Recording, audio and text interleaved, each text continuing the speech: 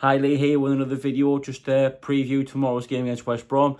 I have got an opposition side of things this week. This is Chris Hall's side from the Albion Analysis podcast. Hope you enjoy.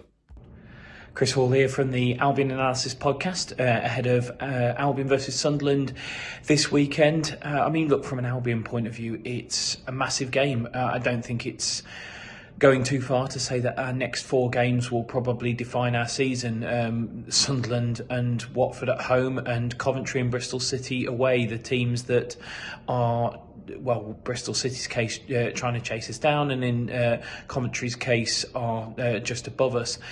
And look, after last weekend's last gasp defeat at Norwich, we're hanging on to our playoff place by our fingernails, and we need a result, and probably more so than we did if we'd not conceded that last minute goal. It's difficult at the moment because whilst we're playing okay in games, we're not particularly threatening. We're not causing teams an awful lot of problems. Adam Armstrong has been largely ineffective since he came in. He's doing his best. He's trying hard, but is he a threat? No, not really, to be honest with you. So something's got to change, and I think we're at a bit of a tipping point for Albion at the moment, where I think the fans are calling on Mowbray to alter things slightly, that what we've tried with Armstrong so far isn't working, and basically he's either got to try something different to get the best out of Armstrong or not play Armstrong. And that's fundamentally where we're at. The back four picks itself, so it is what it is. And, the defence isn't going to change. I would be surprised if the central midfielders of Malumbi and Mowat changed. But where we can try something different is potentially going two up front, maybe Isaac Price back in, maybe Isaac Price on the right. Maybe we'll get more out of Tom Fellows if we had a big man up front. So we've got to try something different, because you've only got to look at our XG over the last few games. It's been very, very poor. We're not creating chances in good areas. We're not getting shots off in good areas. Against Norwich, we had a lot of shots, but the vast majority were from anywhere between 16 and 25 yards, which is not going to score you a lot of goals. So, if we go into this game, it's more of the same. Offensively, I'm worried that Sunderland have enough to pick us off at the back and probably beat us quite comfortably 2-0. If we change things and we manage to be more of an offensive threat, then it could be an absolute ding-dong of a game between two teams with a lot of firepower. So let's see. Thanks again to Chris for that. Really appreciate it. Go and check out his channel, his podcasts. He was on What the Fork podcast to preview the game as well, so give that a listen too.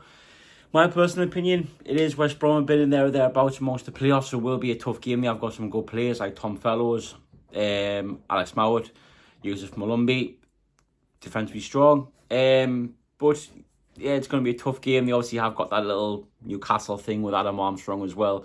I know Chris said he hasn't really been shown much, but I wouldn't be surprised if he goes and bags tomorrow, just for the fact he's a Geordie, and they always get themselves up for games like this.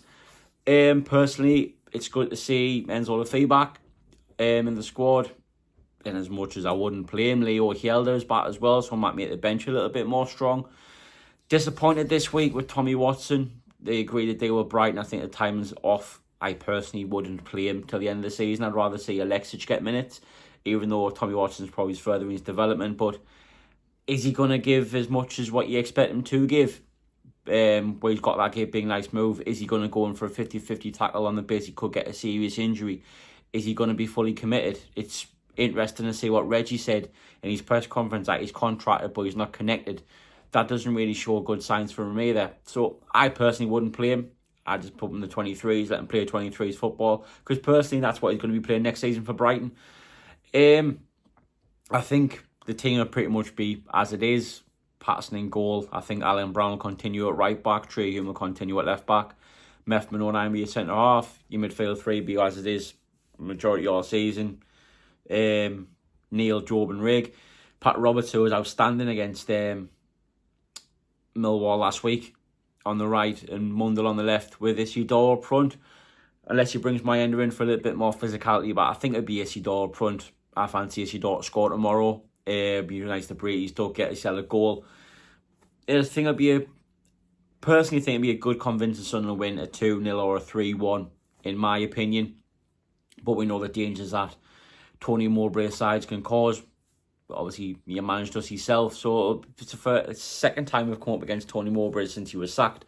Obviously, manager of Burnham last season beat us 2-1, and that was the last game of Michael Bailey's game in charge. So you'll have to wait and see how the game goes. But I think Sunderland will have enough to beat West Brom tomorrow.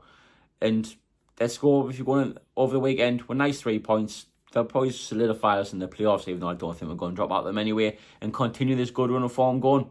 Thank you very much to Chris again. Thank you for agreeing to putting us in touch with him. Go and listen to all their stuff. Please, it's Sunderland things. We're all there for each other.